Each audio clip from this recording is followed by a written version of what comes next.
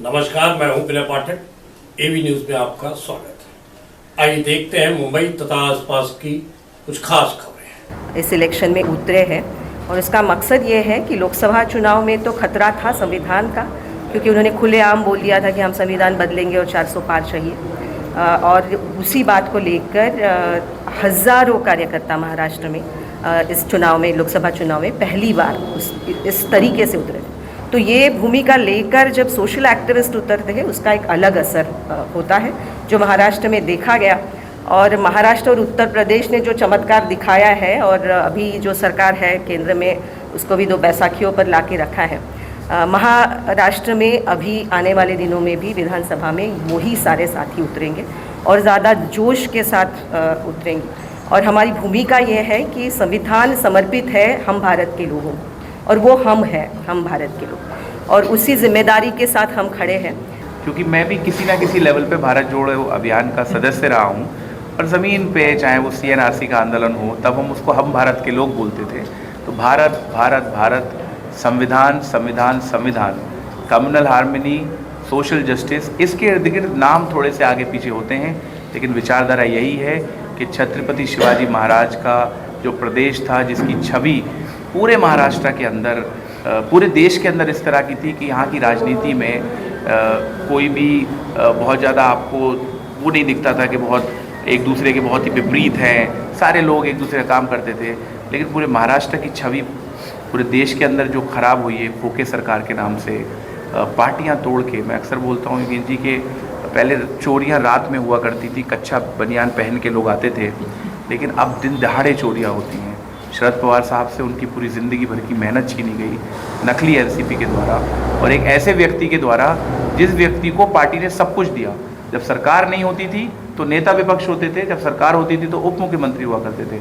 इसी तरह शिवसेना की उद्धव साहब ठाकरे की जो मेहनत 2.5 साल में उन्होंने कोविड के दौरान काम किया, और उन्होंने जो एक परिभाषा दी कॉमन मिनिमम प्रोग्राम्स पे आने के बाद, उसको जो है हमारे जिनको हम गद्दार मुख्यमंत्री भी बुलाते हैं, उन्होंने की। देखिए, मैं चुनाव लड़ रहा हूँ, ये एक नैरेटिव वाली बात हो गई कि हमारी विचारधारा क्या है, लेकिन विचारधारा के साथ साथ मैं कुछ मुद्दों को भी अपनी बात रखना चाहता हूँ, उसके बाद जो है योगेश जी बोलेंगे। मुद्दे ये हैं कि यहाँ पर एक विधायक हुआ करते थे जो शायद इस बार इतनी हिम्मत नहीं जुटा पाए कि फिर से यहाँ से चुनाव लड़ें। उनका नाम नवाब मलिक साहब है। वो 10 साल यहाँ पर विधायक रहे। उस 10 साल के पीरियड में अधिकतर जो वक्त है वो मंत्री भी रहे। उसके बाद भी पिछले 10 सालों में वो मुझे एक स्कूल नहीं दिखा पा रहे हैं जो उन्होंने बनाया हो। वो मुझे एक भी मैटरनिटी सेंटर नहीं दिखा पा रहे हैं। उनकी बेटी अब चुनाव लड़ रही है, वो नहीं दिखा पा रही हैं कि ये मैटरनिटी सेंटर बना। वो इन 10 सालों के बावजूद उनकी बेटी अभी तक, जो मेरी बहन भी हैं और जिनसे मेरा कोई पर्सनल कोई झगड़ा नहीं है और ना मेरी उनसे लड़ाई है, मेरी लड़ाई तो उस विचारधारा से है जिस विचारधारा के साथ वो हाथ जुड़कर चुनाव लड़ रही हैं। वो अब तक मुझे एक लाइब्रेरी नहीं दिखा पा रही हैं। मैं आपको बताऊं कि अणुशक्ति नगर में ज़्यादातर MMRDA माडा की बिल्डिंग्स हैं, और हमारा जो है चीता कैंप आता है, पायलीपाड़ आता है, जहाँ स्लम्स में लोग रहते हैं। 250-250 स्क्वायर फीट के घरों में लोग रहते हैं। अगर जो बच्चा पढ़ना भी चाहता है उसके बाद पढ़ने के लिए जगह नहीं है। स्कूल चला जाता है, स्कूल की स्थिति आपको पता है, टीचर स्टूडेंट का रेशियो क्या है सरकारी स्कूलों में। वो मुझे अभी तक ये नहीं बता पा रहे हैं कि ये अणुशक्ति नगर बम्बई का हिस्सा है ना, उसके बाद भी चीता कैंप के D सेक्टर में अम्बेडकर खाड़ी में आज तक पीने का पानी क्यों नहीं है। वो अभी तक मुझे ये भी नहीं बता पाए कि भारत नगर की पहाड़ियों के ऊपर कब तक मेरी महिलाएं, खासतौर से गर्भवती महिलाएं भी पानी का 20 लीटर का टैंकर लेके टूटी सीढ़ियों से अपनी जान को जो है खतरे में डालेंगी और आने वाले बच्चे की ज़िंदगी को खतरे में डालेंगी। अभी तक वो मुझे नहीं बता पा रहे हैं कि जो बुद्ध पार्क का उन्होंने हमारे दलितों भाइयों से, क्योंकि एक बड़ी तादाद हमारे बौद्ध धर्म के मानने वालों की भी है यहाँ पे, जो प्रॉमिस किया था उसका क्या हुआ। वो अभी तक मुझे इस पूरे चुनाव के अंदर ये नहीं बता पा रहे हैं कि आखिर RMC प्लांट टाटा नगर में जो महाराष्ट्र पॉल्यूशन कंट्रोल बोर्ड की गाइडलाइंस हैं कि 100 मीटर में जहाँ भी रहवासी इलाके हों RMC प्लांट नहीं बन सकता, क्योंकि जो उसका वेस्ट निकलता है वो बच्चों के रेस्पिरेटरी सिस्टम के लिए बहुत खतरनाक है। वो क्यों नहीं हटा। अभी तक वो मुझे ये नहीं बता पा रहे हैं कि जो कब्रिस्तान चीता कैंप के फंड आया था, जो 6 करोड़ रुपए आए थे, वो आखिर लगे कहाँ। फंड रिलीज़ भी हो गया, कब्रिस्तान में जाके देखो तो जो प्रपोज प्लान था उसका 5% भी काम नहीं हो पाया। अभी तक वो मुझे ये नहीं बता पा रहे हैं कि चीता कैंप की सड़कें कब बनेंगी। इन तमाम मुद्दों पे और विचारधारा के मुद्दों पे मैं फहाद अहमद 172 अणुशक्ति नगर विधानसभा का महाविकास अघाड़ी समर्पित उम्मीदवार हूँ। अगर 10 साल विधायक रहने के बाद स्वीकृति मतलब हमें परमिशन मिली है ये काम करने की और उसके बैनर लगाएंगे तो जनता सब जानती है, सब गोलमाल है। अगर 10 साल विधायक रहने के बाद कोई व्यक्ति कहे कि अब इस रोड को बनाने की हमको परमिशन मिल गई है, इस बार तो आप जाने रहे, चलिए अच्छा है परमिशन मिल गई है, महाविकास अघाड़ी का उम्मीदवार आके अगले दिन से ही इस काम को चालू कर देगा और उसमें जो है परमिशन की परेशानियों की समस्या जो होती है उसमें हम रह जाएंगे। दूसरी बात यह है, आप सच में आप लोगों को जाके देखिए चीता कैंप में आकर वो एक स्कूल क्यों नहीं बना पाए। जब सुप्रिया सोले जी मेरे कार्यक्रम में आई थी, याद है आपको, उनका 3 बार पैर मुड़ गया था। क्यों? क्योंकि जो सबसे इम्पोर्टेंट सड़क है उस सड़क में गड्ढे हैं या गड्ढों में सड़क है, ये आज तक रिसर्च चल रही है और बहुत जल्दी इसकी रिसर्च जो है सबमिट की जाएगी सरकार, ब्रश सरकार के ऊपर। आप ये बताइए, एक लाइब्रेरी नहीं बना, ये कितने छोटे छोटे काम बनाओ। बड़े मुद्दों की तो मैं अभी इनसे सवाल आने वाले 3-4 दिनों में पूछूंगा कि 3 बड़ी कंपनियां HPCL, BPCL, RCF हज़ारों लोगों को नौकरियां देती हैं। क्या कोई एक निगोशिएशन, एक कम्युनिकेशन उन कंपनियों के साथ किया गया कि जो अणुशक्ति नगर के रहने वाले व्यक्ति हैं उनको नौकरी दी जाए? मैंने किया। अपनी शिक्षा और अपने जो भी मेरी जो परिस्थितियाँ थी, मैंने एक व्यक्ति से जाके बहुत गंभीरता से इस बात को बात की, क्या ये पॉसिबल है? तो उन्होंने मुझे जवाब दिया कि देखिए हम लोगों को स्किल्ड लोग चाहिए होते हैं और स्किल्ड का मतलब सिर्फ डिग्रियाँ नहीं होती।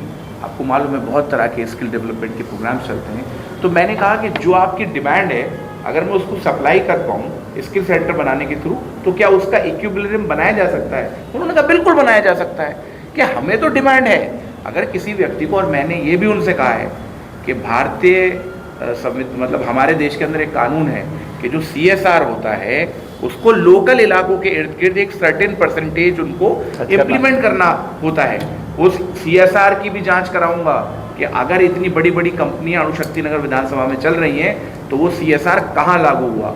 अब एक ऐसा व्यक्ति आपके बीच में आया है जो बाबा साहब अम्बेडकर की कलम और बाबा साहब अम्बेडकर के संविधान का हाथ में लेके काम करता है।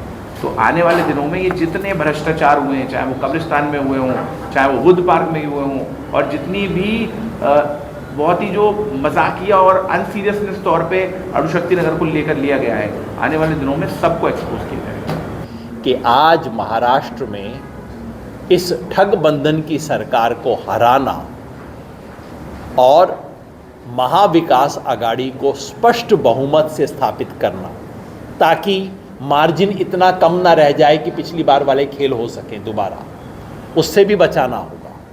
तो महाराष्ट्र की जनता की आज जिम्मेवारी बनती है कि इतना स्पष्ट बहुमत दे महाविकास अघाड़ी को कि जिस तरह के खेल पिछली बार खेले गए थे उन सब खेल की गुंजाइश ना बचे।